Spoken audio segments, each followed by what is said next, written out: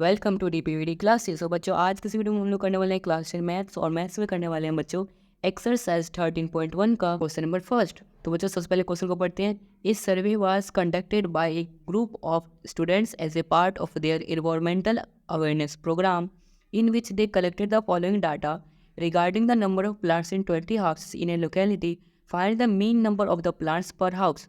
सो बच्चों इसमें देखो क्या बोला गया, एक सर्वे कंडक्ट किया गया था कुछ बच्चों के ग्रुप द्वारा, ठीक है, क्योंकि उन बच्चों को इन्वायरमेंटल अवेयरनेस के ऊपर कुछ प्रोजेक्ट मिला हुआ, कुछ प्रोग्राम हुआ, ठीक है।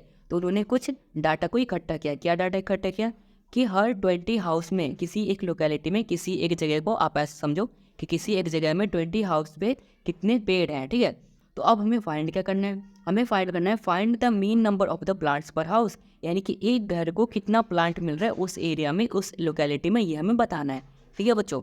तो कैसे करेंगे, देखो सबसे सिंपल है।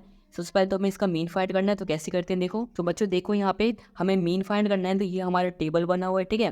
ये हमारे नंबर ऑफ प्लांट्स है, जैसे 0 से 2, 2 से 4, 4 से 6, 6 से 8, 8 से 10, 10 से 12, 12 से 14, ठीक है, इस तरीके से।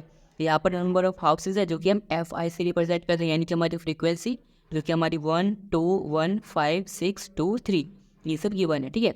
अब सबसे पहले बच्चों XI कैसे फाइंड करते हैं बच्चों, ये जो हमारा क्लास इंटरवल है, ये नंबर ऑफ प्लांट्स क्या है बच्चों, हमारा क्लास इंटरवल, जिसको हम CI भी कहते हैं, ठीक है।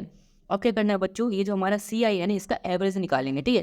जैसे 0 + 2 क्या हो जाएगा 2, और 2 को 2 से डिवाइड कर देंगे तो हमारा 1 आ जाएगा, यानी कि इसका XI कितना आ जाएगा 1। वैसे 2 और 4 का कितना आ जाएगा यहाँ पे 3, 4 और 6 का कितना आ जाएगा 5, ठीक है। वैसे सभी का फाइंड कर लेंगे जो कि हमारा आ जाएगा 7 9 11 और 30, ठीक है बच्चों। ये हमने XI फाइंड कर लिया।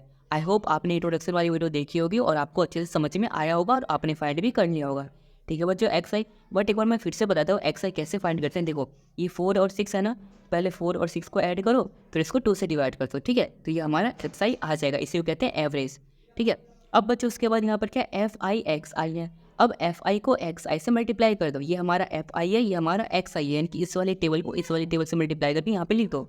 सो 1 × 1 करेंगे 1 आ जाएगा, 3 × 2 = 6, 5 × 1 = 5, और यहाँ पे 7 × 5 = 35, 9 × 6 = 54, और यहाँ पे 11 × 2 = 22, और यहाँ पे 13 × 3 क्या हो जाएगा बच्चों 39, ठीक है बच्चों। आई होप आपको यहाँ तक समझ में आया होगा किस तरीके से हमने FI XI फाइंड किया है और यहाँ पे XI फाइंड किया है। अब बच्चों यहाँ पर जो FI है ना, इसका हमें सम करना है, ठीक है। तो सम कैसे करते हैं बच्चों, बहुत ही सिंपल है। सम करने के लिए हमें यहाँ पे ऐसे बनाना पड़ेगा, ऐसे सिग्मा, ठीक है। इसका मतलब क्या होता है, सम होता है, ठीक है।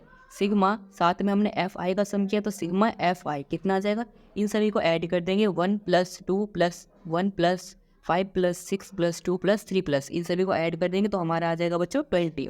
सो हमारा सिग्मा FI कितना आ गया बच्चों 20 आ गया, ठीक है। अब उसके बाद यहाँ पर FI XI का भी हमें सम करना है, यानी कि समेशन करना है। तो इसको लिखेंगे यहाँ पे सिग्मा का साइन, ठीक है। उसके बाद FI XI, उसके बाद बच्चों ये सभी को ऐड कर देंगे, 1 + 6 5 35 54 22 39, ये सभी को ऐड कर देंगे तो हमारा कितना आ जाएगा बच्चों 162 आ जाएगा, ठीक है बच्चों।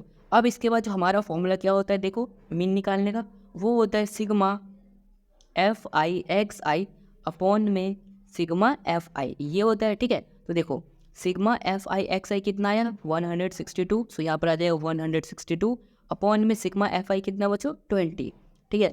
इसको कैंसिल करेंगे बच्चों, ये हमारा 8.1 आ जाएगा, ठीक है। यानी कि हमारी मीन की वैल्यू कितनी आ गई बच्चों 8.1 आ गई, ठीक है बच्चों।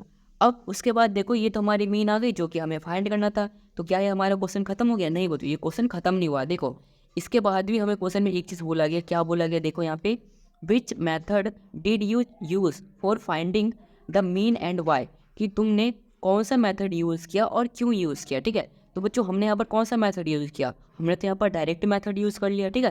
तो हम यहाँ पे क्या लिखेंगे बच्चों, इसमें लिखेंगे हेयर डायरेक्ट मेथड यूज्ड।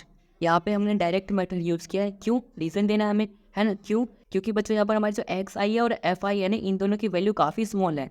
तो स्मॉल वैल्यूज़ के लिए हम क्या करते हैं बच्चों, डायरेक्ट मेथड का यूज़ कर लेते हैं। इसलिए हम लिखेंगे here direct method used because, या फिर एज XI एंड FI, जो हमारी XI है और FI है आर स्मॉल, क्योंकि दोनों ही छोटी है, छोटी वैल्यूज़ के लिए हम डायरेक्ट मेथड का यूज़ कर लेते हैं, तो इसीलिए हमने डायरेक्ट मेथड का यूज़ किया है। ठीक है बच्चों, आई होप बच्चों आपको एक्सरसाइज 13.1 का क्वेश्चन नंबर फर्स्ट पूरा अच्छे से आया होगा समझ में।